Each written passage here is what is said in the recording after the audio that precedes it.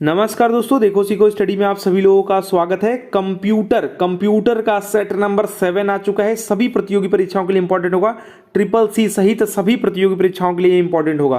तो देखिए सबसे पहला नंबर जो क्वेश्चन है, तो दोस्तों यहाँ पर देखिए क्वांटम कंप्यूटर किस जो है पर आधारित है। तो क्वांटम कंप्यूटर जो है आधारित है वो आपका जो है क्वांटम यांत्रिकी पर आधारित है। किस पर? यांत्रिकी पर आधारित है, याद रखिएगा। बहुत इंपॉर्टेंट चीज मैं बता रहा हूं। कंप्यूटर गणना यानी कैलकुलेशन करने के लिए दोस्तों जो है कंप्यूटर चिपों के स्थान पर परमाणुओं का प्रयोग करता है। कौन? क्वांटम कंप्यूटर, याद रखिएगा। यहां पर सी आपका राइट आंसर हो जाएगा। यांत्रिकी पर, क्वांटम यांत्रिकी पर आधारित है। नेक्स्ट बात करें कंप्यूटर के आविष्कारक, तो बहुत इंपॉर्टेंट है। फादर पूछ ले कंप्यूटर के या फिर आविष्कारक पूछ ले, याद रखेंगे चार्ल्स बेबेज। तो थोड़ा सा मिस्टेक हो सकता है लिखने में, तो ऐसे ही आपका लिखा जाता है चार्ल्स बेबेज। सी यहाँ पर राइट आंसर हो जाएगा। ठीक है, अगर बात करेंगे फादर ऑफ कंप्यूटर भी इनको कहा जाता है। और ये है दोस्तों आपके जो है गणितज्ञ थे, दार्शनिक थे, आविष्कारक थे, यांत्रिकी इंजीनियर भी थे। ठीक है, और तो वर्तमान जो कंप्यूटर प्रोग्राम आदि सब चीज़ें के लिए इनको ही मानते हैं, क्योंकि इन्होंने ही कंप्यूटर शुरू में मतलब फादर ही है ये। ठीक है, नेक्स्ट बात करें कंप्यूटर में गणनाएं यानी जो कैलकुलेशन है करने के लिए कौन सा अवयव मुख्यतः उत्तरदायी होता है। कौन सा अवयव दोस्तों जो है गणना करने के लिए, कैलकुलेशन करने के लिए, तो होता है आपका ALU यानी अर्थमेटिक लॉजिक यूनिट। ठीक है, ये सब CPU का पार्ट है, याद रखिएगा। बहुत ही इंपॉर्टेंट है, ये बहुत बार आता है। ALU का फुल फॉर्म आता है, या गणना करने के लिए कौन अवयव मुख्यतः जो उत्तरदायी है। तो यहां पर सी आपका राइट आंसर हो जाएगा, याद रखिएगा, बहुत इंपॉर्टेंट।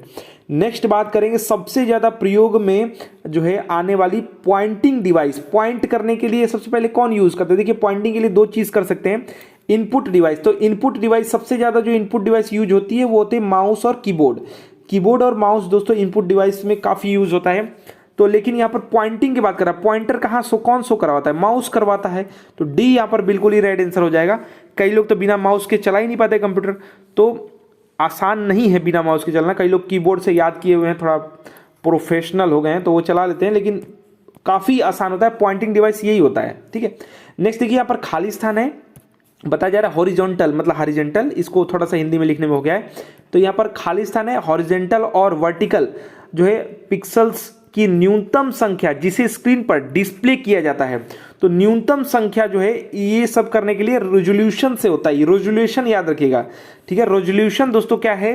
ये दोस्तों न्यूनतम संख्या है, हॉरिजॉन्टल और वर्टिकल पिक्सल्स की न्यूनतम संख्या है जिसे स्क्रीन पर डिस्प्ले किया जा सकता है। इसको कहते हैं रेजोल्यूशन। कहते हैं ना इसका रेजोल्यूशन खराब है, इसका रेजोल्यूशन अच्छा है, तो वही अब छोट का न्यूनतम बताया जा रहा है। बड़ा वाला होगा कि छोटा वाला होगा तो पिक्सल्स फटने लगते हैं, ये सब उसी का होता है रेजोल्यूशन। कहते हैं ना रेजोल्यूशन अपना बढ़ा लीजिए। तो सी बिल्कुल ही राइट आंसर हो जाएगा।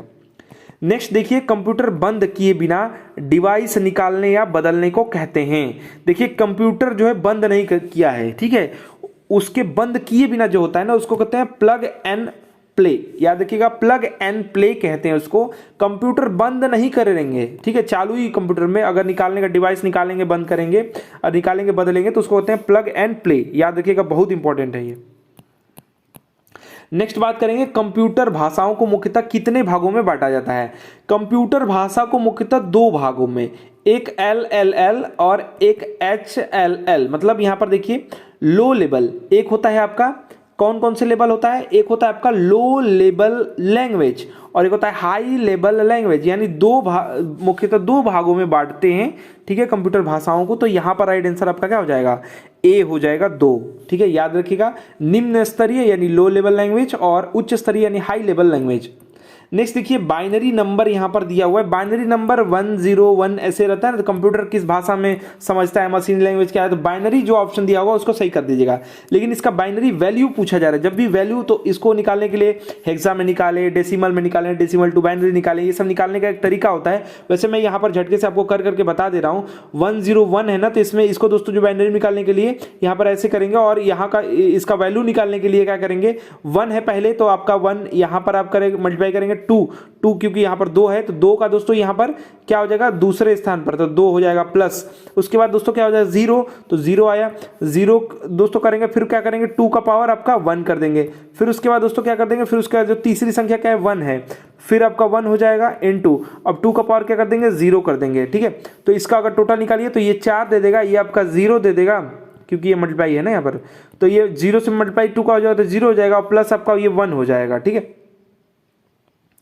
ठीक है। तो यहाँ पर दोस्तों जो है, एक सेकेंड, ये आपका दोस्तों क्या हो जाएगा आपका, यहाँ पर आपका दोस्तों ये आपका दे देगा 0 और ये दे देगा आपका 1, तो यहाँ पर आपका दोस्तों जो है क्या हो जाएगा, टोटल मिला के 5, और यहाँ पर लिखते हैं ऐसे 5 और नीचे 10 लिखते हैं, तो यहाँ पर राइट आंसर क्या हो जाएगा आपका बी, यहाँ पर आपका राइट आंसर हो जाएगा। इसको अच्छे से सीखेंगे, अगर आप जो है इसमें अच्छे से क्लास लेना पड़ेगा तब ये समझ में आता है, छोटा टॉपिक नहीं है ये। ठीक है, इसमें बहुत तरीके से ऑक्टा में, हेक्सा में, सब में बदलते हैं। नेक्स्ट देखिए, निम्न में से किस जो है नेटवर्क टोपोलॉजी में जुड़े हुए कंपोनेंट एक जो है संवृत्त लूप यानी क्लोज्ड लूप बनाते हैं। पूछा जा रहा है आपसे, कौन सा निम्न में से कौन सा जो है नेटवर्क टोपोलॉजी है, इसमें क्या होता है, जुड़े हुए जो कंपोनेंट हैं उसमें एक संवृत्त लूप यानी क्लोज्ड लूप बनाते हैं। तो ये होता है आपका रिंग टोपोलॉजी में। किसमें, रिंग टोपोलॉजी में ये होता है, याद रखिएगा, बहुत इंपॉर्टेंट चीज है ये। सी बिल्कुल ही राइट आंसर हो जाएगा। ठीक है, नेक्स्ट बात करेंगे कंप्यूटर के क्षेत्र में। पूछा जा रहा है आपसे EULA का फुल फॉर्म, तो याद रखिएगा इसका जो है अर्थ पूछा जाए कंप्यूटर के क्षेत्र में, तो इसका होता है आपका एंड यूजर लाइसेंस एग्रीमेंट। याद रखिएगा, पूछा जा रहा है आपसे EULA का full form end user licence agreement, see यहां पर आपका राइट आंसर हो जाएगा। नेक्स्ट बात करेंगे, निम्नलिखित में से किसने जो है फायरफॉक्स वेब ब्राउजर विकसित किया, किसने जो है विकसित किया, किसने बनाया है। तो आप जानते हैं मोजिला, ये फायरफॉक्स वाला है मोजिला, तो मोजिला ही बनाया है। अगर आप नेट यूज करते होंगे तो जानते होंगे, इसका पूरा नाम मोजिला फायरफॉक्स है। आप सर्च करेंगे तो इसके लाइट मोड में भी ऐसे ब्राउजर्स मिल जाते हैं। ओपन है ये, ठीक है, ओपन है ये, मोजिला कॉर्पोरेशन द्वारा ही विकसित है। ठीक है, स्वतंत्र जो कहते हैं, जो ओपन सोर्स ये है वेब ब्राउजर, तो डी यहाँ पर राइट आंसर हो जाएगा।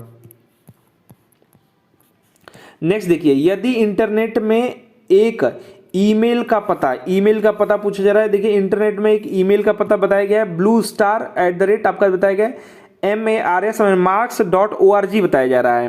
ठीक है, यहां पर आपसे पूछा जाए जो marks.org है ये दर्शाता है, ये किस चीज को दर्शाता है, जो marks.org है किसको दर्शाता है, तो ये आपका दर्शाता है, ध्यान दीजिएगा। ये दोस्तों बताया, org बता रहा है कि दोस्तों ऑर्गेनाइजेशन है, लेकिन ध्यान देंगे बात वो नहीं है, ये पूछा जा रहा है क्या है। तो देखिए, जो @ के बाद आता है वो डोमेन नेम होता है, तो ये क्या है, डोमेन नाम, यानी कि जो जैसे कि आपका @gmail.com ये वो लिखा रहता है आपका .com ऐसे, तो ये डोमेन बताता है, तो डोमेन नाम ही हो जाएगा, सी बिल्कुल ही राइट आंसर हो जाएगा।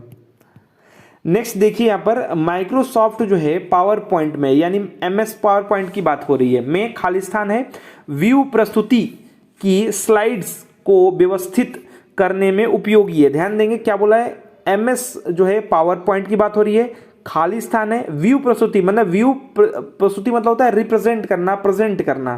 ठीक है, तो इसमें जो है प्रेजेंट स्लाइड्स को व्यवस्थित करने के लिए, क्रमबद्ध करने के लिए होता है। याद रखिएगा, स्लाइड सॉर्टर इसको कहते हैं, स्लाइड सॉर्टर कहते हैं, याद रखिएगा। और ये क्यों होता है, श्रेणीबद्ध करने वाला दृश्य, जो व्यू को दोस्तों प्रस्तुतिकरण या फिर कहिए प्रेजेंटेशन स्लाइड्स को व्यवस्थित करने में उपयोगी होता है, तो डी इसका राइट आंसर हो जाएगा। नेक्स्ट क्वेश्चन बात करेंगे, निम्न में से कौन सा जो है कीबोर्ड शॉर्टकट MS वर्ड में दोस्तों सेव एज का विकल्प खोलता है।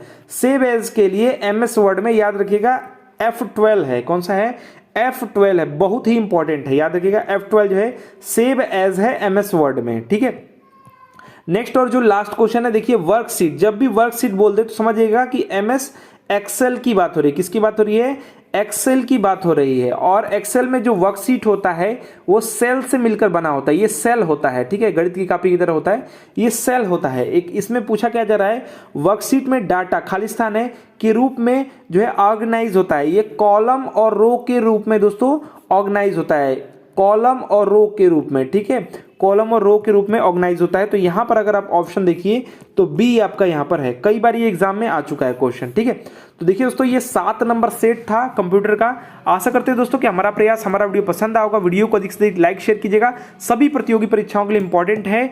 और ऐसे ही सेट्स फ्री में सॉल्व करने के लिए इस चैनल को सब्सक्राइब करके बेल आइकन को ऑन कर दीजिए। हमारा वीडियो देखने के लिए धन्यवाद। प्लीज लाइक एंड शेयर, धन्यवाद।